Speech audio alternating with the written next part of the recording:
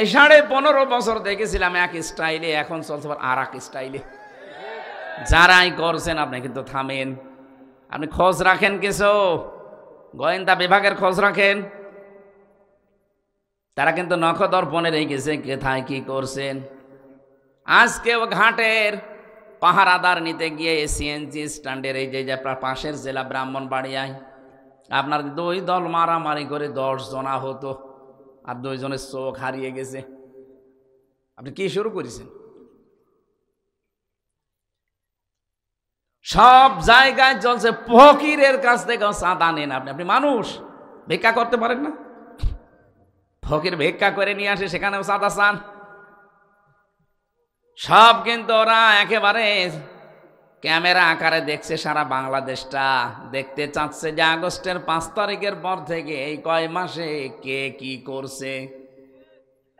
ওরা সব অবজারভেশনে রেখেছে, দেখতে চায় সত্যি যারা দেশপ্রেমিক, এতদিন যাদেরকে মিথ্যা তহমত দিয়েছিলেন, চেতনার নাম দিয়ে 71-এর উল্টাপাল্টা কথা লাগিয়ে দিতেন, মানুষ এখন দেখতে পাচ্ছে এই মানুষগুলোই বাংলাদেশের সবচাইতে বড় দরদি মানুষ। আপনি যাই মনে করেন এটাই বাস্তব। আপনি দেখেন এদের নামে একটা চাঁদাবাজির মামলা নেই, এমনকি সিগারেট খাওয়ার মামলাও নেই। আপনি যদি দেখাতে পারেন যে লোকটা সিগারেট খায়, আমি এখনই ওয়াজ ছেড়ে দেব। আর আপনি সিগারেট না ডাইলও খান। এই জন্য অনেককে ভয় দেখায় যে ইসলাম যদি এদেশে কায়েম হয়ে যায় তুই কিন্তু ডাইল খেতে পারবি না, লাল পানি একটু হালকা হালকা হাঁকাছো খেতে পারবি না। কে বলেছে আপনি খেতে পারবেন না? পারবেন, কিন্তু ডাইল খাওয়ার মতো মন আপনার থাকবে না। বোঝেন? এই করোনা পূর্ণা একে কোন করোনা? করোনা, করোনা না, এটা করোনা, দয়া। এলাকায় দয়াপুর নাকি? যে মসজিদে নামাজ পড়তে গেলেন আপনি, মসজিদের 4 দেওয়ালের মাঝে যতক্ষণ থাকেন আপনার বিড়ির নেশা, বিড়ি খেতে পারবেন? যদি বিড়ি খেতে হয় অন্তত 4 দেওয়াল পার হয়ে বাইরেছি, কারণ ওই পরিবেশটাই ওই রকম। কথা বলেন না কেন? কোরআনে কারিম যদি 56,000 বর্গ মাইলে কায়েম হয়ে যায়, পুরা দেশটাই হয়ে যাবে একটা মিনি জান্নাত। ও বিড়ি খাওয়া, ডাইল খাওয়া এগুলো আপনার মনেই আসবে না, তৈরি হয়ে যাবে দেশটা ওইরকম। আমরা ওইরকম একটা দেশ চাই না। গোয়েন্দা বিভাগে যারাই আছে, 27টার উপরে গোয়েন্দা বিভাগ কাজ করছে বাংলাদেশে, প্রত্যেকে এটা চাচ্ছে যে আমরা দেখি আসলে দেশটাকে ভালোবাসে কারা। যাদের নামে এরকম কিচ্ছু পাওয়া যাচ্ছে না তাদের হাতে কিন্তু দেশ তুলে দেবে আপনার এই উল্টাপাল্টা কাজ দেখে।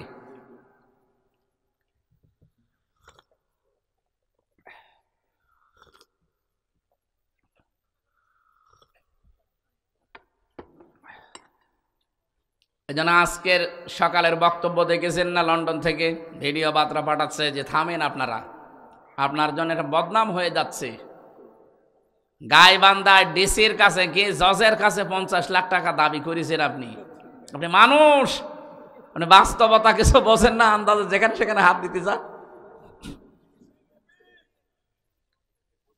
এই জন্য শেষে ওই মুরব্বী হুজুর যে কি বলে মোশতাক ফয়েজ, সে মুরব্বী মুরব্বী। আপনি থামেন, আশা করছি আপনি থামবেন। ভাই যা শুরু করেছেন বদনাম হয়ে যাচ্ছে। বহু মানুষ আপনারা মজলুম। আমি দেখেছি এক একজনের নামে 313টা মামলা। তারেক জিয়া সাহেবের বন্ধু আর পিএস 2 জনে আমার সাথে ছিল, এরা মজলুম মানুষ। অপু ভাইয়ের জন্য আমি মন থেকে দোয়া করি আল্লাহ যেন তাকে সর্বোচ্চ মাকাম দান করেন। কষ্ট করেছে, যুবক মানুষ, খুব বেশি বয়স না। বিয়ে করার পরে এই যে 7-8 বছর এই জালেমরা তার জেলে রেখে দিয়েছে। কষ্টের পরে কষ্ট সহ্য করেছি আমরা ভেতরে। 24 ঘন্টা আমাদের ওপরে আলাদা নজরদারি ছিল। আমাদের পাহারায় যাদের দিকে দিত, মুসলমান দিত না, দেবদুলাল দিত, সুব্রত বালা, অসিত কুমার, ঘোষ রঞ্জন, এইরকম মানুষকে আমাদের দায়িত্বে দিত যেন আরো কড়াকড়ি করে বেশি। এই জন্য আপনারাও মাজলুম, আমরাও মাজলুম। ওই 14 দল বাদ দিয়ে বাংলাদেশে আমরা যা আছি সবাই মাজলুম। কি কথা বলেন না কেন? এই মাজলুম মানুষগুলো অন্তত এক হয়ে দেশটাকে একটু ভালোবাসেন। এই যে আমি যখন আসছিলাম ওখান থেকে আমি 10:30টায় নেমেছি, আসার সময় দেখলাম আমিরে জামাত ডক্টর শফিকুর রহমান হাফিজাহুল্লাহ আমার কুষ্টিয়াতে প্রবেশ করছে 11টায়, 10:45 উনি অলরেডি ঢুকে পড়েছি। হাজার হাজার মানুষ কুষ্টিয়া শহরে, দল মত নেই। কালকে আমার মনে হয় 4-5 লাখ মানুষ হবে। এরা সবাই এই রাত 10:30, 11টার সময় দাঁড়িয়ে আছে, শুধু একটু সালাম দেবে। এই মানুষটার উপরে আল্লাহর এমনি মানুষের অন্তর ঝুঁকেছে না, তার আমল জানেন, তার এখলাস কি আল্লাহর উপরে তাওয়াক্কুল ভরসা। এই জন্য মানুষের এবাদত যখন সত্যি এবাদতের মতো হয় এখলাসের সাথে, যত সৃষ্টি আছে সবার ভেতরে আল্লাহ তার মহব্বত তৈরি করে দেয়। আমরা 8-10 ঘন্টা চিল্লালেও যা হয় না, উনি মাত্র 2 মিনিটে তাই করে ফেলে। কি কুমিল্লা এসেছিল না? পুরো 10 ঘন্টা কথা বলা লাগে না আমাদের মতো। আমরা তো 2 ঘন্টা 3 ঘন্টায় এখন মানে সেই কেবল 60 না ওয়াজ শুরু করি 2-3 ঘন্টায়, আর ওনার মাত্র 2 মিনিটের বক্তব্যে আমার 10 ঘন্টার কাজ হয়ে যায়। তার কথার তাসির এমনি হয়। কত বড় বড় আল্লাহর ওলি দেখি তার কথা কোনো তাসির নেই। এই যে মাঝ ভান্ডারি যেটা মরে গেল, এই শয়তানের কথায় কোনো তাসির আছে? অথচ আমিরে জামাত, আমি শুধু টান নিয়ে বলছি তা না, নিজে দেখেছি তো, তার সাথে ছিলাম আমি ভেতরে। ফাঁসির কন্ডেম ছেলে আমার ওনারে এক জায়গায় রেখেছি। লোকটার আল্লাহর প্রতি যে ভরসা, আমি আলেম হয়েও ভরসা এখনো তৈরি করতে পারিনি। সে একটা জেনারেল শিক্ষিত মানুষ, ডাক্তার, অপারেশন করে, সার্জন। তার ভেতরে আল্লাহ যে এখলাস দিয়েছেন, এমনি আল্লাহ এটা দেয়নি। মানুষের ঈমান আর আমল যখন একেবারে আল্লাহর জন্য এখলাসের সাথে উপরে উঠে যায়, তখন সৃষ্টি জগতের ভেতরে আল্লাহ একটা মহব্বত আলাদা তৈরি করে দেয়। এই জন্য আমি সাজ্জেদ আবুল আলা মওদুদী রহমতুল্লাহ আলাইহির কথাটা আবার বলছি। আমি ইসলাম মানতে গিয়ে কখনো দেখব না যে আমার বাবা কি বলেছে, দাদা কি করেছে। আমি দেখব আল্লাহ কি বলেছে, রাসূল কি করেছে। কথা বলুন, তাহলে আপনি আর বিভ্রান্ত হবেন না। আমার ভাইরা, কোরআনে কারীম থেকে সূরা হাদীদের 28 নম্বর আয়াতটা আমরা তেলাওয়াত করেছি। আমরা চাই, যেহেতু তাফসীরুল কোরআন মাহফিল লিখা, তাফসীর আকারে কথা বলতে চাচ্ছি, একটু সময় দেবেন না ইনশাআল্লাহ? আল্লাহ পাক বলেন, ইয়া আইয়ুহাল্লাযীনা আমানু ইত্তাকুল্লাহ। ওহে যারা ঈমানের দাবি করো, তাদেরকে বলছি আমাকে ভয় করো। এখন আল্লাহর এই ভয়টা কি? আমরা অনেকে মনে করি আল্লাহর ভয় মানে বিশাল জব্বা গায়ে দিয়ে হাতে একটা তসবিহ নিয়ে কোনো জায়গায় বসে বসে শুধু হো হো করা, এ বিশাল আল্লাহর ভয়ের পরহেজগার না। আজকে এই ব্রাহ্মণবাড়িয়া বাঞ্চারামপুর, এখান থেকে আরেকটা নদী আছে না, ওই যে নারায়ণগঞ্জে যাওয়ার 2500 সোনারগাঁও, ওইসব আশপাশ দিয়ে, ওখানে একটা মরুভূমির মতো জায়গা দেখবেন। নৌকায় করে যাওয়ার আগে ট্রলারে করে, আর 14 দিন একটা লোক ওখানে যে মাটির নিচে ঘর বানিয়ে 14 দিন ওখানে ধ্যান করছে। আল্লাহর ওলি হবে এই কারণে। সন্ন্যাসী জীবন ইসলামে আছে না? নেই। সুতরাং আপনারা ভুল পথে আছেন। এই ব্রাহ্মণবাড়িয়া কুমিল্লায় আলেম যেমন বেশি, জালেমও বেশি। এখানে নবীর জন্য জীবন দেওয়া মানুষ যেমন বেশি, নবীকে জবাই করা মানুষও বেশি। নবীর সুন্নাতের নাম নিয়েছে সুন্নি, অথচ সুন্নত আসল যেটা, সেটার খবর নেই। মান তামাসসাকা বিসুন্নতি ইনদা ফাসাদি উম্মতি ফালাহু আজরু মিয়াতি শাহিদ। মুসলিম শরীফের হাদিস। নবীজি বলেন, আমার উম্মতের যখন দুরবস্থা চলবে, এই সময় যদি একটা মরা সুন্নাত কেউ জিন্দা করতে পারে, তার আমল নামায় 100 গলা কাটা শহীদের সওয়াব হবে। একটা শহীদের সওয়াব পেলেই তো আপনি জান্নাতি। কত পাচ্ছেন? 100। এখন আমি চিন্তা করলাম, মরা সুন্নত কোনটা? টুপি মাথায় দেওয়া? না, এটা কেউ মাথায় দেয়, কেউ দেয় না। এখানে টুপি মাথায় অনেকে দিয়েছেন, অনেকে দেননি। কথা বলছেন না কেন? এটা মরা না। দাড়ি রাখা, এটাও মরা না। কেউ রেখে কেউ রাখে না, তখন এটা মরে যায়নি। খাবারের পরে মিষ্টি খাওয়া সুন্নত, এটাও মরা না। কেউ খায়, কেউ খায় না। মেসাক করা সুন্নত, এটাও মরা না। আমি একটা সুন্নত দেখলাম মরে গেছে। কি? এই 10 বছর কোরআনে কারিম দিয়ে নবীজি রাষ্ট্র চালিয়েছিলেন, বাংলাদেশ 1 বছরও চলেনি। এটা মরে গেছে, এটা মরে গেছে না? এই সুন্নতটা চিন্তা করেন।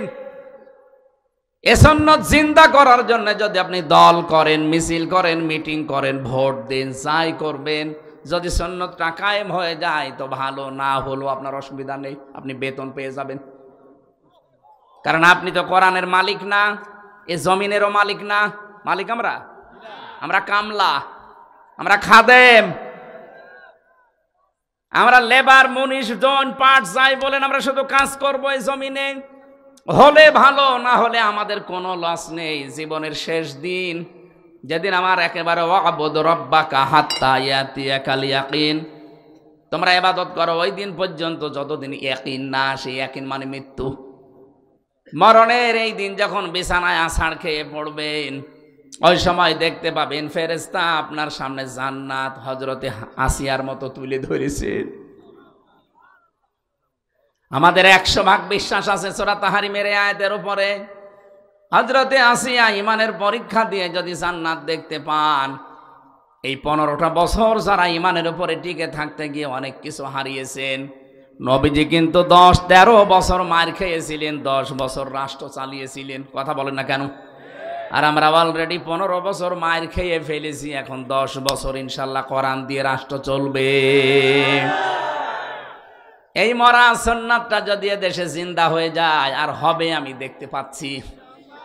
আগস্টের 5 তারিখের আগে একটা জরিপ পেয়েছিলাম, এদেশে মানুষ 100 জনের মাত্র 15 জন মানুষ চাইতো এদেশে কোরআন কায়েম হোক। কিন্তু এই 4.5 মাসের ব্যবধানে ইসলামপন্থীদের এদের অ্যাক্টিভিটিস, এদের কাজকর্ম, এদের এখলাস, এগুলো দেখে মানুষের বিশ্বাস হয়ে গেছে যে কোরআনের বিধান ছাড়া এদেশে নিরাপদ থাকা সম্ভব না। এই জন্য হিন্দুরা গোবিন্দ পরামানিক পর্যন্ত বলিস, সেদিন গাইবান্ধায় আমির জামাতের আগে একজন পুরোহিত ঠাকুর হিন্দু, সে বলছে এই দেশে যদি কোরআনের বিধান কায়েম হয় আমরা সব চাইতে বেশি নিরাপদে থাকবো। এখন আমরা জরিপ পেয়েছি এই যে এই বছরের শেষ দিনে 2 দিন আগে 3 তারিখ, এই মাত্র 31শে ডিসেম্বর 2 দিন আগে একটা জরিপ পেয়েছি, এই দেশে 100 জনের 58 জন মানুষ এখন চাচ্ছে এদেশে কোরআন কায়েম হোক। 15 জন থেকে 4 মাসের ব্যবধানে যদি 58 জন হয়ে যায়, আর কিছুদিন যেতে দেন। এই জন্যই তো অনেকের মাথা খারাপ হয়ে গেছে, বলছে দরকার নেই, আগে থালা দিন। ইয়ার কি করার জায়গা পান না? 2732 জন মানুষ জীবন দিয়েছে থালা নেওয়ার জন্য না, বৈষম্য দূর করার জন্য তারা জীবন দিয়েছে। আমরা চাই এদেশ থেকে সত্যি যেন বৈষম্য দূর হয়, আর বৈষম্য দূর করতে হলে এইটা লাগবে। কথা বলেন না কেন? এই জন্য সংস্কার এখন চলছে। আমরা চাই কোরআনে কারিম দিয়ে দেশটা সংস্কার করেন। এখানে সংস্কারের একটা আয়াতও আছে, ফুরকান, সূরা ফুরকান মানে সংবিধান। আমরা যেহেতু সংবিধানও সংস্কার করছি, এই জন্য 77টা আয়াত আছে ওই সূরায়, 73টা ধারা আছে। যারা দায়িত্বে আছেন আপনারা মুসলিম, এদেশে 96% আমরা মুসলমান, আমরা এই 77টা আয়াতের 73টা আয়াত এই দেশের সংবিধানে দেখতে চাই। আমাদের এটা যদি কবুল নাও হয় আরো সে পৌঁছিয়ে যাবে ইনশাল্লাহ। যারা চান তারা হাত তোলেন তো, লিল্লাহে তাকবীর।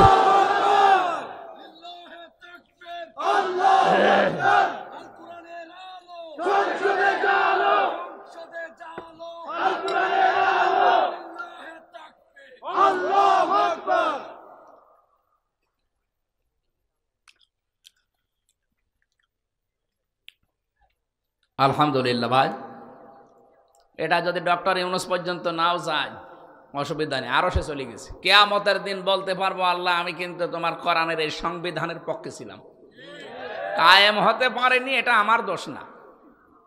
নবীজিও 13 বছর মক্কায় নামাজ পড়েছিলেন মূর্তির সামনে নিয়ে, কি পড়েননি? 13 বছর যে মক্কায় নামাজ পড়লেন, একটা মূর্তিও সরাতে পেরেছিলেন? 313টা মূর্তি ছিল কাবা শরীফের ভেতরে, উনি নামাজ পড়েননি? নামাজ তো মূর্তির সামনে নিয়ে পড়লেন। অথচ ওই নবী মক্কায় গিয়ে ক্ষমতা, মদিনায় যে রাষ্ট্রপ্রধান হওয়ার পরে নিজে এসে মূর্তিগুলো সব ভেঙে ফেলে দিলেন। তা আমরা তো এই মদিনা মক্কার জীবনে আছি এতদিন, এখন আমরা কিছুই সরাতে পারি না।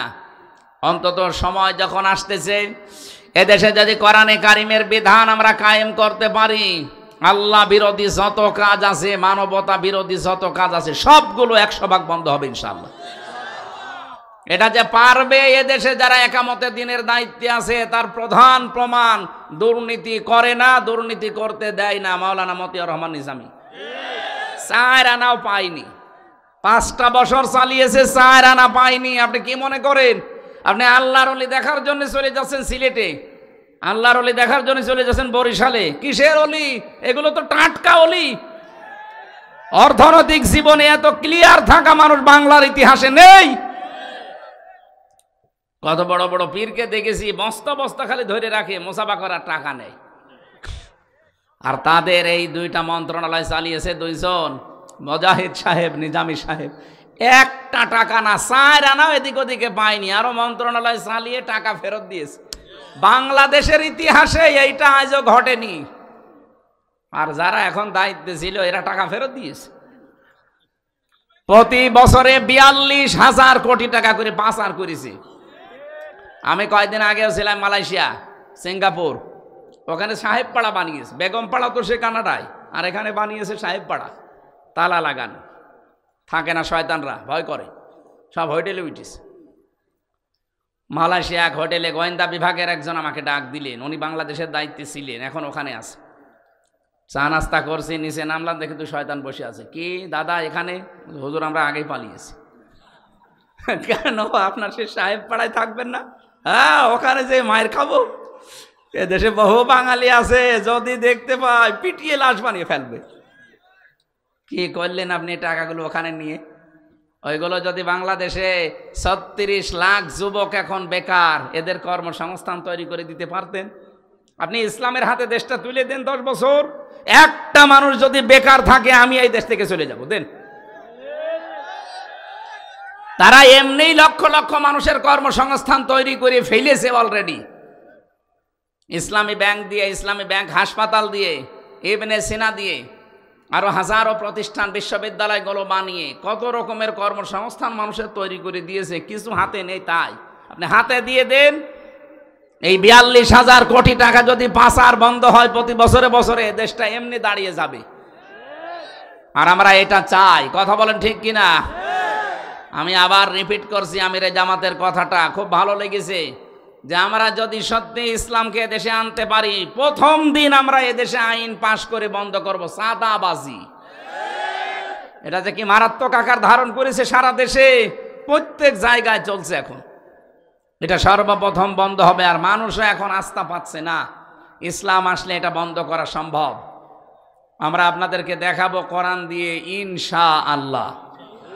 যদি এটা আসে, আর আমার জীবনের সবচাইতে বড় আশা, 3টা বছর আমি এই কারাগারে ফাঁসির কন্ডেম সেলের ভেতরে 24 ঘন্টা, বিশেষ করে তাহাজ্জুদে আমার প্রতিদিনের দোয়া ছিল, আল্লাহ তুমি যাই করো তাই করো। চর্মচোখে অন্তত 56,000 বর্গ মাইল কোরআন দিয়ে চলছে, এটা যেন দেখে মরতে পারি। আমি আশা করি আমার দোয়া কবুল হবে ইনশাআল্লাহ। কারণ একদিকে আমি মাজলুম ছিলাম, একদিকে অসুস্থ ছিলাম, আর একদিকে মুসাফির অবস্থায়। এখন তো মুসাফির অবস্থায় আছি। এই জন্য আমি আশা করছি নবীর হাদিস অনুযায়ী আমার দোয়া আল্লাহ ফেরত দেবে না। আমি চর্মচোখে যেন দেখতে পারি যে এটা দিয়ে বাংলাদেশ চলছে, মিনি জান্নাত হয়ে যাবে দেশটা, আপনি ভাবতেও পারছেন না।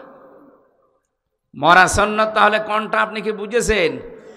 এটার জন্য যদি এখন থেকে আপনার দল করা লাগে করবেন, যদি ভোট করা লাগে করবেন, যদি টাকা দেওয়া লাগে দেবেন, তাহলে এটা মরা সুন্নত। এখন নেই এই সুন্নতটা। 10 বছর নবী কোরআন দিয়ে যে দেশ চালিয়েছে, এটা কি মিথ্যা কথা? এই সুন্নতটা বাংলাদেশে আছে? বলুন। এই সুন্নতের জন্য আপনার কোনো কাজ নেই, শুধু খাবারের পর মিষ্টি খাওয়া সুন্নত না, মানে আরো খাবার চাই।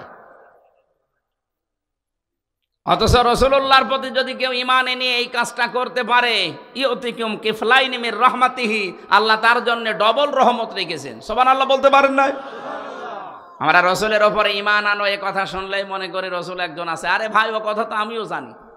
রাসূলের উপরে ঈমান আনার অর্থ হচ্ছে এইটা, তার আদর্শ যে 23 বছরের নবুয়তের জিন্দেগি এই পৃথিবীতে বাস্তবায়ন করে দেখানো।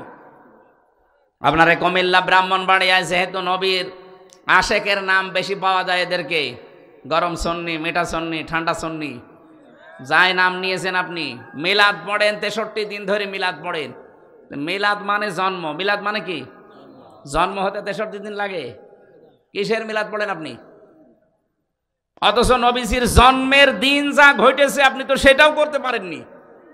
মুহাম্মদুর রাসূলুল্লাহ সেদিন জন্মগ্রহণ করে কয়দিনের ভেতরে হযরতে হালিমাতুস সাদিয়া এসেছিল। এসে ওনাকে তুলে নিলেন। সিরাত ইবনে হিশাম বলছে বা ডান স্তন দিয়েছেন, উনি পান করলেন, বাম স্তন দিলেন, মুখ বের করে নিলেন। হযরতে হালিমা বলেন আমি তিনবার তাকে লাগিয়েছি আমার স্তনের সাথে, 3 বারই তিনি মুখ বের করে নিয়েছেন। ডাক দিয়ে বললাম, চোখের ইশারা দিয়ে যেন বোঝাতে চাচ্ছে নবীজি মা হালিমা জোর করেন কেন? ডান স্তন এটা আমার অধিকার ছিল, আমি পান করেছি, আমি জানি আপনার একটা সন্তান আছে আব্দুল্লাহ, এই বাম স্তন তার অধিকার। আমি দুনিয়ায় এসেছি ভাইয়ের হক ফিরিয়ে দেওয়ার জন্য, ভাইয়ের হক নষ্ট করার জন্য আসি নাই। এইটার নাম মিলাদ, তার জন্ম এটা। তিনি জন্মের পরে এইটা দেখিয়েছেন আদর্শ। আর আপনি কিসের সন্নি দাবি করেন? এই আদর্শ আছে আপনার ভেতরে? আপনি তো মানুষের অধিকার, ভাইয়ের অধিকার আরো নষ্ট করেন। তাকে আপনি এমন এমন কিছু শিখিয়ে জাহান্নামে নিয়ে যাচ্ছেন। আপনাকে স্পষ্ট বলছি সূরা ফুরকানের 68 নম্বর আয়াত, আল্লাযীনা লা ইয়াদউনা মা'আল্লাহি ইলাহান আখার, যারা আল্লাহর পাশাপাশি অন্য কাউকে ডাকে, ইযআফ লাহুল আযাব, তাদের ডবল শাস্তি হবে। রাসূলুল্লাহকে মেনে নিলে যেমন ডবল সওয়াব হয়, আর যারা রাসূলের বিরুদ্ধে কাজ করবে তাদের শাস্তিও হবে ডবল। এই জন্যে আল্লাহর নামে জিকির করার পাশাপাশি যে মানুষগুলো এই তাহেরি ভাইয়ের কথা মতো ইয়ালি বাবা, শাহ আলী বাবা, কেল্লা বাবা, ফতে বাবা এই জিকির করেন, বুঝে করেন আর না বুঝে করেন, আপনার ডবল শাস্তি হবে। আশা করছি এটা আপনি ছেড়ে দেবেন। বুঝে করেন আর না বুঝে করেন, ও নাই একটা দরবার কেন্দ্রিক চলছে একটা ব্যবসা করার জন্য, আপনি কি ওর সাথে জাহান্নামে যেতে চান? এই জন্য আল্লাহর সাথে অন্য কাউকে ডাকা যাবে না, সে যাই হোক। নায়ক সোহেল চৌধুরী নাম শোনেননি? ওকে যে হত্যা করেছিল মামুন, আমার সাথে জেলে ছিল 25 বছর একাধারে। ও দেখতাম রাত 2টা 2:30টার সময় ওঠে, আমরা উঠি তাহাজ্জুদের জন্য, আর ও ওঠে জিকির করার জন্য। তো জিকির সে জাত মতো জিকির করলে তো হয়। উঠে সে ঘর কাঁপিয়ে বলবে ইয়া রাসূলুল্লাহ, ইয়া রাসূলুল্লাহ। কি গো আপনি কি জিকির করেন হুজুর? এদিকে আসেন। মাওলানা মামুনুল হক আর আমি যেহেতু এক জায়গায় ছিলাম, ওনারে ডাকলাম, বললাম কি জিকির করেন আপনি? বলছে রসুলের এশকে। কিসের এশক আপনার? বলছে আমি শুনেছি আমার এক হুজুর বলে গেছে যদি রসুলের নামে জিকির করা যায় তাহলে তাড়াতাড়ি জেল থেকে বের হওয়া যায়। আরে শয়তান, তুমি রসুলের এশকে জিকির করো, তুমি জেল থেকে বের হওয়ার জন্য তাড়াতাড়ি করছো না। আপনি ভুল পথে আছেন। আপনাকে যে শিখিয়েছে সেও হয়তো জানে না, আর আপনিও হয়তো না জেনে করছেন। রাসূলুল্লাহর নামে কোনো জিকির বলেন না কেন? জিকির হবে শুধু আল্লাহর নামে। এমনকি আল্লাহর পাশাপাশি অন্য কাউকে জিকিরের নামে ডাকাও যাবে না। তাহলে কোন দলিলে তারা কেল্লা বাবা, ফতে বাবার জিকির বানিয়েছে বলেন আপনি? হ্যাঁ, এটা একেবারে স্পষ্ট ভণ্ডামি। এরা যেন কুমিল্লা জেলায় আসতে না পারে। ভণ্ডরা আসবে কোন কারণে? যারা আসবে বলবেন কোরআন শরীফ হাতে নেন, এক একটা শব্দের অর্থ বের করেন, তাফসিরের নাম বলেন, আমরা বাড়ি যেয়ে মিলিয়ে দেখব। আমি এখানে আমানু বলে আল্লাহ ডাক দিয়েছেন ইমানদারকে, ইত্তাকুল্লাহর ভেতরে 9টা অর্থ আছে। তাকওয়া মানে শুধুমাত্র ভয় করা না, তাকওয়া মানে আল্লাহর নিষিদ্ধ কাজ ঘৃণা ভরে ছেড়ে দেওয়া। কি কথা বুঝতেছেন? যাদের এই মোবাইল আছে, মোবাইলে এমন কোনো দৃশ্য যদি থাকে যেটা নিজে দেখলে আনন্দ পান, মজা লাগে, অন্য কেউ দেখলে লজ্জা পান, এটা নিষিদ্ধ কাজ। কি এরকম কোন দৃশ্য, সেটা সিনেমা, নাটক, থিয়েটার, নভেল, এগুলো কিছু থাকলে যেটা নিজে দেখলে ভালো লাগছে, আনন্দ লাগে, মজা লাগে, অন্য কেউ দেখলে আপনার খারাপ লাগে, লজ্জা লাগে, শরম লাগে, এটা এখনই ডিলিট করা লাগবে। এটার নাম তাকওয়া। তাকওয়াই বুঝি না, খালি লম্বা জামা গায়ে দিলে তাকওয়া হয়? এই তাকওয়া এখন অর্জন করা লাগবে। যাদের মোবাইলে এরকম কিছু আছে ডিলিট করেন। না না না করলে আমি ওয়াজ করবো না। যারা ডিলিট করবেন তারা হাত তোলেন তো দেখে আপনার মোবাইল কি আছে। এত বড় বড় দাড়ি নিয়ে উল্টো পাল্টা জিনিস রাখেন মানে? বাড়ি যা ঠিক করবেন না, এটা দাড়িওয়ালা মানুষ। যাই আছে যদি নিজে দেখলে ভালো লাগে, অন্য কেউ দেখলে লজ্জা পান, ওটা ডিলিট করে দিন। এখানে বহু মানুষ বসে আছে আমি জানি, যারা ভাবির সাথে লাইন করে, প্রতিবেশীর স্ত্রীর সাথে লাইন আছে যাদের, বিশেষ করে বিবাহিত মেয়েদের সাথে লাইন আছে যাদের। আপনি যে কোন জাহান্নামে আছেন আপনি টের পাচ্ছেন? আপনার এই ভাই, প্রতিবেশীর ওই লোক বা বিবাহিত যে মহিলা, তার স্বামী যতদিন তালাক না দেবে ততক্ষণ আপনি বিয়ে করতে পারবেন না। যা করছেন একটা হারাম কাজ। 2 নম্বরে সারা জীবন আপনি কষ্টে থাকবেন ও যদি ছেড়ে না দেয়। বলছেন হুজুর ছেড়ে দেবে, কারণ এই যে মাঝে মাঝে এসে অনশন করছে, 2 সন্তান রেখে এসে অনশন করছে যে সলিমুদ্দিনে আমার চাই। কি দিয়েছেন আপনি যে আপনার এই চাই? বিবাহিত মেয়েদের সাথে লাইন যাদের আছে, বিশেষ করে ভাবি, প্রতিবেশীর স্ত্রী, বিবাহিত মেয়ে, এক্ষুনি এই নাম্বারগুলো ডিলিট করে দিন। হোয়াটসঅ্যাপে থাক আর ইমোতে থাক আর মেসেঞ্জারে থাক আর এমনি ডায়াল নাম্বারে থাক, ডিলিট করবেন, তারপরে বাড়ি যাবেন, নয়তো আপনার মোবাইল কিন্তু হ্যাং হয়ে যাবে। এমন এক বরদোয়া দিয়ে দেব, মোবাইল জীবনে খুলবে না। তাকওয়ায় আমরা বুঝি না। তাকওয়া মানে কি? আল্লাহর নিষিদ্ধ কাজ শুধু ছেড়ে দেওয়া না, শুধু ছেড়ে দেওয়ার নাম খসিয়া। কথা বোঝেন? আর আল্লাহর ভয়ে নিষিদ্ধ কাজগুলো একেবারে পায়খানার মতো ঘৃণা করে ছেড়ে দিয়ে চলে আসা, এর নাম তাকওয়া। এর নাম তাকওয়ার 2 নম্বর অর্থ হচ্ছে যে যেখানে আছেন ওই জায়গায় ওই কাজের শিক্ষা এবং প্রশিক্ষণ নিয়ে পূর্ণাঙ্গ রূপে কাজটা সুচারুরূপে আঞ্জাম দেওয়ার নাম তাকওয়া। এটা আজ বাংলাদেশে কেউ করে না। এটা এদেশে যারা একামতে দিনের দায়িত্ব পালন করে তারা চেষ্টা চালাচ্ছে যে যেখানে থাকবে ওই জায়গার শিক্ষা এবং প্রশিক্ষণ নিয়ে তাকওয়া কারে বলে তারা দেখাবে। কথা বুঝতেছেন? তাকওয়া মানে বাংলায় 2য় অর্থ কি বললাম? যেখানে যে কাজ করবেন, যে চেয়ারে বসে আছেন আপনি, ওই চেয়ারের ওই যোগ্যতায় আগে শিক্ষা নেবেন, প্রশিক্ষণ নেবেন, সুচারুরূপে কাজটা আঞ্জাম দেবেন, এর নাম তাকওয়া। আমি নাম ধরেই বলছি, বাংলাদেশ জামাত ইসলামী, ইসলামী ছাত্র শিবির, ইসলামী ছাত্রী সংস্থা। দেখেন তো এরা যেভাবে লোক তৈরি করছে, শুধু তৈরি করে ছেড়ে দেবে না, শিক্ষা দেবে, প্রশিক্ষণ দেবে এবং সুচারুরূপে যেন ওই কাজটা আঞ্জাম দিতে পারে সেই ব্যবস্থা করে দেবে। আপনি প্রশাসনে দেখেন এইভাবে, বিচার ব্যবস্থায় দেখেন এইভাবে, ওকালতিতে দেখেন, ব্যারিস্টার যারা আছে সব এইভাবে একেবারে কন্ট্রোল করা। আর আমরা তো এইটাই চাচ্ছি। আর চরিত্রের মাধুর্যতা সবচাইতে এদের বেশি। আপনি এর চাইতে কোথায় যাবেন? আর একটা ভালো কিছু দেখান যে দেশটা চালাতে পারবে, আমি সেখানে যাব। অন্য কোনো জায়গা আমি ঘুরে পাচ্ছি না। যেখানে যাচ্ছি হ্যাঁ পাওয়া যায় তাদের ভেতরে, কিন্তু তাদের চরিত্র নেই। আমি অনেককে পাচ্ছি তারা ভালো মানুষ কিন্তু এক সাইডে দুর্বল, হয়তো তার নিচে ভালো কিন্তু তার ছেলেটা এমন খারাপ, আমি আর নিচে নামলাম না। বা এমন একটা মানুষকে আপনি বলছেন যারা ইসলাম আর নেই, যাদের কাছে যে কি করবেন? তাদের ভেতরে একটা বিসিএস ক্যাডার আছে। আর এই দেশে ডিওনো হতে হলে, এএসপি হতে হলে, এসপি হতে হলে, ডিসি হতে হলে ডিওনো বিসিএস ক্যাডার হওয়া লাগবে। তা আপনার তো ওই যোগ্যতা অর্জন করারই কায়দা নেই, আপনি যাবেন কি করে? এই জন্য যারা পারে অন্তত আল্লাহ তাদেরকে যেন এই রাষ্ট্রের ক্ষমতাটা তুলে দেন হাতে। তারা সব দিক থেকে শিক্ষা প্রশিক্ষণ নিয়ে পরিপূর্ণরূপে কাজটা আঞ্জাম দেওয়ার জন্য চেষ্টা চালাবে ইনশাআল্লাহ। তাকওয়ার আরো ব্যাখ্যা ছিল। আল্লাহ বলেন নবী আমিনু বিরাসূলিহি, আমার রাসূলের উপরে ঈমান আনো মানে আমার রাসূলের আদর্শকে বাস্তবে নিয়ে যাও। আমি একটা আদর্শ বললাম, উনি 10 বছর কোরআন দিয়ে রাষ্ট্র চালিয়েছিলেন, আমরাও চালাতে চাই। তাহলে ইউতিকুম কিফলাইনি মির রাহমাতিহি, ডবল রহমত পাবেন আপনি। ওয়াজাআল লাকুম নূরা, আল্লাহ বলেন তোমাদেরকে আমি একটা নূর দেব। তামশুনা বিহি, এ নূর দিয়ে তোমরা চলবা। এ নূর মানে কোরআন। নূর মানে কি? ওয়াগফির লাকুম, কোরআন দেখে দেখে যদি চলতে পারো আমি আল্লাহ জীবনের অপরাধগুলো সব মাফ করে দিচ্ছি, দেব। ইয়াগফির মোজারে, বর্তমান ভবিষ্যৎ, প্রেজেন্ট ফিউচার। কেউ যদি সত্যি আল্লাহর এই নূর দেখে জীবন চালাতে সিদ্ধান্ত নিয়ে চালিয়ে যেতে পারে, ওর এখন যে গোনা আছে সব মাফ হবে, সামনে যা করবে আল্লাহ ছোটখাটো সব মাফ করে দেবে।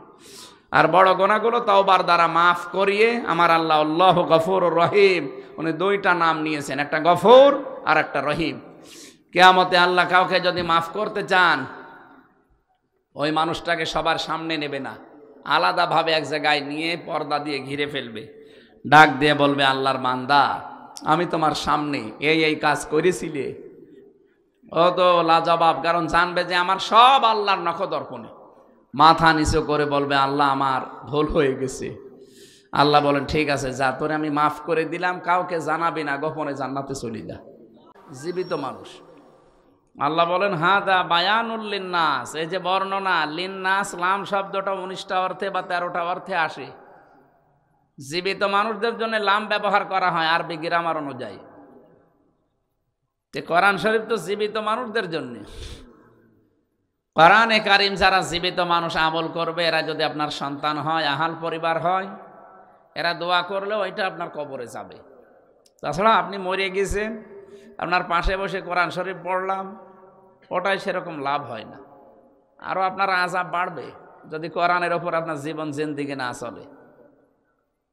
হাফেজ সাহেব যখন পড়বে ইউসিকুমুল্লাহু ফি আওলাদিকুম লিযযাকারি মিসলু হাজ্জিল উনসায়াইন, যে আল্লাহর নির্দেশ, তোমার এক ছেলে যা পাবে 2 মেয়ে তাই পাবে। আপনি তো এটা করেননি, সব ছেলের নামে লিখে মেয়েকে ফাঁকি দিয়েছেন। আর বহু মানুষকে আমরা এরকম দেখি, বনের সম্পদ বিশেষ করে দিতে চান না, বলে হ্যাঁ ওর মাঠের জমি দিয়েছি তাই কত না, মনে হচ্ছে ওর ওপরে করুণা করছেন আপনি। আপনাকে বাবা জন্ম দিয়েছে আর ওইটা কি ওকে ফ্ল্যাক্সিলোড করে নিয়ে এসেছে, ওর ওপরে দায়িত্ব নেই। সর্বোপরি আল্লাহর নির্দেশ। ভাই যারা আমরা আছি, আমি নিজেও একজন ভাই, আমার একটা বোন আছে, আমার দায়িত্ব আল্লাহ যা দিয়েছে এই ঋণ যেন আমি শোধ করি। আমি আমার সন্তানাদি, আমার স্ত্রী, এদেরকে খুশি রাখতে গিয়ে আমার বোনকে আল্লাহর নির্দেশের বাইরে রাখতে আমি পারি? এরকম বোনকে ফাঁকি দেওয়া, ভাইকে ফাঁকি দেওয়া মানুষ দেখে কাবা শরীফে যে কান্নাকাটি করে, আল্লাহ আমি মাফ চাই। আপনি মাফ চাচ্ছেন কাবা শরীফে, আপনি দোষ করেছেন আল্লাহর কাছে? দোষ করেছেন ভাইয়ের কাছে, বোনের কাছে। আগে তাদের টাকা ফেরত দেন, জমি ফেরত দেন। সাহাবা একরাম রাদিয়াল্লাহু তাআলা আনহু আজমাইন পানি খাওয়ার লোটা পর্যন্ত, গ্লাস পর্যন্ত, কাপ পর্যন্ত আলাদা আলাদা করে ভাগ করে দিতেন। আর আপনি মাঠের জমি দিয়ে বাড়ির জমিও দিতে চান না, আর আপনি নামাজ পড়েন, আপনার নামাজ হবে না। এই জন্য আশা করছি এই যে শরীক ফাঁকি দেওয়ার রোগ যাদের ভেতরে আছে, এ মানুষগুলো মারা যাওয়ার পরে যদি আপনি কোরআন পড়েন, ওর আযাব কিন্তু আরো বাড়বে। কথা বুঝতেছেন? আল্লাহ আমাদেরকে কোরআনে কারিম যে উদ্দেশ্যে দিয়েছিলেন সেটাকে সামনে রেখে, এটা যে উদ্দেশ্যে এসেছে সেটা সামনে রাখার তৌফিক যেন দান করেন, বলেন আমিন। এই কুমিল্লা ব্রাহ্মণবাড়িয়া এলাকায় আসলে আমার কথাটা মনে হয়, বহু মানুষ আছে, মানুষগুলো পূর্বপুরুষ যা করেছে, সে বাপদাদা হোক, মুরব্বী হোক, পীর সাহেব হোক, এরা যা করেছে এরা তাই করবে না। এ কাজটা ঠিক না ভাই। বাংলায় আমরা আকাবির বলে যাদেরকে জানি, আপনি কি বাস্তবতা বোঝেন? আকাবির শব্দটা পুরা কোরআন শরীফে আল্লাহ কি অর্থে ব্যবহার করেছেন কোনোদিন দেখেছেন? এই যে কোরআনে এই জায়গায় আছে, আল্লাহ রাব্বুল আলামিন দিয়েছেন ওয়াকাযালিকা জাআলনা ফি কুল্লি ক্বরিয়াতিন আকাবিরা মুজরিমিহা লিয়ামকুরু ফিহা ওয়া মা ইয়ামকুরুনা ইল্লা বিআনফুসিহিম ওয়া মা ইয়াশউরুন। যারা কোরআন হাদিস গলিয়ে খাওয়ালেও বিশ্বাস করতে চান না, আপনার আকাবির যা বলেছে, আপনার মুরব্বী, পীর সাহেব, বাপ দাদা, পূর্বপুরুষ যা বলেছে ওইটাই আপনার কাছে সব। আকাবির শব্দটা দেখেন, মুজরিম, কাফেরদের বড় বড় লিডার যারা, এদের ক্ষেত্রে ব্যবহার করা হয়েছে পুরা কোরআন শরীফে। ওয়াইদা কিলা লাহুম তাআলাউ ইলা মা আনজালাল্লাহু ওয়া ইলার রাসূলি ক্বালু হাসবুনা মা ওয়াজাদনা আলাইহি আবাআনা আওয়ালাউ কানা আবাউহুম লা ইয়ালামুনা শাইআন ওয়া লা ইয়াহতাদুন। সূরা মায়েদা 7 নম্বর পারার 4 নম্বর পৃষ্ঠার 1ম নম্বর লাইনের 104 নম্বর আয়াতে আছে। যত তাফসীর আছে বাংলাদেশে যে কোনোটা দেখবেন এটা পাবেন। ওয়া মানে এবং ইদা মানে যখন, কিলা মানে বলা হয়, তাআল মানে আসো, ইলা মানে দিকে, মা মানে যা, আনজালাল্লাহ মানে আমি আল্লাহ নাজিল করেছি, ওয়া ইলার রাসূলি রাসূলের আদর্শের দিকে আসো। ক্বালু হাসবুনা, নবী আপনি দেখবেন অনেক মানুষ এই কথা বলবে, আমাদের জন্য যথেষ্ট। মা ওয়াজাদনা, যা আমরা পেয়েছি, আলাইহি আবানা, আমাদের পূর্বপুরুষ, বাপ দাদা, মুরব্বী, আকাবির, এদের কাছে যা পেয়েছি এটাই যথেষ্ট। আওয়ালাউ কানা হরফে ইস্তেফহাম, প্রশ্নবোধক চিহ্ন, ইন্টারগেটিভ সেন্টেন্স। এটা আল্লাহ পাক বলেন, হে নবী, যদিও দেখবেন এদের এই বাপ দাদা পূর্বপুরুষ মুরব্বী পীর সাহেব আকাবির যাই বলেন, লা ইয়ালামুনা শাইআ, সভ্যতার বিকাশ না হওয়ার কারণে হয়তো ইসলাম সম্পর্কে সেরকম কিছু জানতো না, ওয়ালা ইয়াহতাদুন, হেদায়েতের ওপরেও ছিল না, এরপরও অন্ধভাবে দেখবেন ওরা ওদেরকে মেনে চলবে। আর এই রোগ বাংলাদেশ আর ভারত আর পাকিস্তানে বেশি। বিশ্বের যতগুলো দেশে আমি ঘুরেছি সবচাইতে বেশি এই রোগটা, এই পূর্বপুরুষ বাপদাদা যা বলেছে ওইটা করব, কোরআন হাদিস রাখেন, এই রোগটা বাংলাদেশ ভারত পাকিস্তানে বেশি। এই কথা বলেন না কেন? বিংশ শতাব্দীর অন্যতম মুজাদ্দিদ সাজ্জেদ মাওলানা আবুল আলা মাওদুদী রহমতুল্লাহ আলাইহি, উনি কিন্তু ইসলাম বুঝতে গিয়ে জানিয়েছেন যে আমি ইসলাম মানতে গিয়ে দেখলাম কোন বাবা কি বলেছে, কোন দাদা কি করেছে, না, আমি দেখেছি আল্লাহ কি বলেছে, রাসূল কি করেছে। আপনাকে তো এখান থেকে নেওয়া লাগবে ইসলাম। তারাক্তু ফীকুম আমরাইন, 2 বছর আছে, আমি দেখে রেখে গেলাম 2টা জিনিস তোমাদের জন্যে, কিতাব আল্লাহ ওয়া সুন্নাতু রাসূলিহি, আল্লাহর কিতাব এবং রাসূলের সুন্নাহ। নবীজি কি বলতে পারতেন না যে আমার ডান পাশে আবু বকর আছে, বাম পাশে ওমর আছে, এদেরকে রাখলাম, এদের মেনে নিলে তুমি জান্নাত পেয়ে যাবে, পথ হারাবে না? বলেছিলেন না, বলেছিলেন আমি কোরআন আর সুন্নাহ রাখলাম। আমি তাদেরকে ছোট করি না, সাহাবীরা অনেক উপরে, তারা জান্নাতের সার্টিফিকেট প্রাপ্ত, প্রতিটি সাহাবী জান্নাতি, তারা চরিত্রের মানদণ্ডে একেবারে সর্বোচ্চে, এটা আমরা মানি। কিন্তু এই পৃথিবীতে একচ্ছত্র মালিকানা মুহাম্মদুর রাসূলুল্লাহ সাল্লাল্লাহু আলাইহি সাল্লাম ছাড়া অন্য কাউকে অন্ধভাবে আপনি মানতে পারবেন না। কারণ উসওয়াতুন হাসানা এই শব্দটা আল্লাহ কারো নামে দেয়নি, শুধু বিশ্ব নবীর নামে দিয়েছেন। লাকাদ কানা লাকুম ফি রাসূলিল্লাহি উসওয়াতুন হাসানা, এ শব্দের ওজন কত আপনি জানেন? উসওয়াতুন হাসানা দুনিয়ায় কারো নামে আল্লাহ দেয়নি, আপনি দেখান। হ্যাঁ, ইব্রাহিম নবীর নামের আগে আছে, সেটা আলাদা বিষয়, কিন্তু মুহাম্মদুর রাসূলুল্লাহকে আল্লাহ এটা দিয়ে জানিয়েছেন কিয়ামত পর্যন্ত যারা আসবে এই পৃথিবীতে, এমনকি যদি এখন মুসা নবীও আসে, ঈসা আলাইহিস সালামও যদি আসে, তারা নিজেদের সব বাদ দিয়ে আপনাকে মেনে চলা লাগবে। আপনি কি বুঝলেন এই হাদিস থেকে? এত বড় পাওয়ারফুল নবী যারা আল্লাহর সাথে কথা বলতেন, হযরতে মূসা কালিমুল্লাহ বলা হয়, আল্লাহর ফৎকারে যিনি তৈরি হয়েছিলেন হযরতে ঈসা, এটা যাদের রেকর্ড হচ্ছে তামাম দুনিয়ায় ছড়াবে। এই জন্য আমি ইহুদি এবং খ্রিস্টানদেরকেও বলছি, আপনারা মূসা আলাইহিস সালামকে যোসেফ বলে ডাকেন, ঈসা আলাইহিস সালামকে যিশু বলে ডাকেন, ডাকেন যে নামে, মানেন তো মূসা এবং ঈসাকে। আপনাদেরকে বলছি, আপনার তাওরাত খোলেন, ইনজিল খোলেন, 903 জায়গায় আমার নবীর শেষ নবী হওয়ার বর্ণনা দেওয়া আছে। আপনাদের নিজেদের কিতাব, আপনাদের ধর্মীয় গুরু যারা, ঠাকুর যারা, পুরোহিত যারা, এরা পড়তে দেয় না। জানে যে এগুলো যদি সাধারণ পাবলিক পড়ে, তা আমাদের যে ধর্ম, এ ধর্মই থাকে না। কারণ ইসলাম আসার পরে সব ধর্ম ডিলেট হয়ে গেছে। এক কথা বলছে না কেন? পৃথিবীর সব ধর্ম মাইনাস। আল্লাহ এইটা জানিয়েছেন, লিইয়ুযহিরাহু আলাদ-দীনি কুল্লি, যত দিন ধর্ম আছে সবার উপরে আমি ইসলামকে বিজয় করে দেখাবো। শুধু ইসলামকে উপরে তুলবেন তা না, লিইয়ুযহিরা, জহার মানে অনেকে আমরা মনে করি প্রকাশ করা, এজহার মানে কি? না না, শুধু এজহার মানে প্রকাশ করা না। এজহার শব্দটা যত হাদিসে আপনি পাবেন, যারা হাদিস পড়তে পারে, আজকের আলেম একজন সভাপতি, অনেকজন সহকারী অধ্যাপক, মান ক্বারাআল কুরআনা ফাস্তাযহারাহু আছে, যে ব্যক্তি কোরআন পড়ে আর কোরআনকে এজহার করে, মানে কোরআনকে বিজয় করার চেষ্টা করে। এজহারের এখানে 33টা অর্থ আমি পেয়েছি। এজহার মানে বিজয় করা, এজহার মানে প্রকাশ করা, এজহার মানে স্পষ্ট করা, এজহার মানে দাঁড় করানো, এজহার মানে কায়েম করা, এজহার মানে দেখানো। আমার সবগুলো অর্থ মনে নেই, আমি অভিধানে পড়েছিলাম 33টার উপরে অর্থ আছে। তার 1 নাম্বার অর্থ এজহার মানে প্রকাশ করা, 2 নাম্বার অর্থ এজহার মানে বিজয় করা।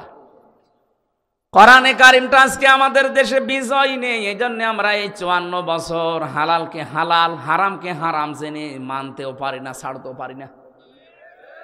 কোরআন যদি সত্যি বিজয়ী থাকতো, আল্লাহর কসম আপনি হারামকে হারাম জেনে ছেড়ে দিতে বাধ্য হতেন, হালালকে হালাল জানার পরে আপনি আঁকড়িয়ে ধরতে বাধ্য হতেন। এই জন্যে আমিরে জামাত ডাক্তার শফিকুর রহমান হাফিজাহুল্লাহ ঘোষণা দিয়ে দিয়েছেন, এই দেশে যদি কোরআন কায়েম হয়ে যায়, সর্বপ্রথম এই দেশ থেকে বন্ধ করা হবে প্রথম দিন চাঁদাবাজি। এটা যারা অনেকে করছেন, এখনো অনেকে কিন্তু থামেননি।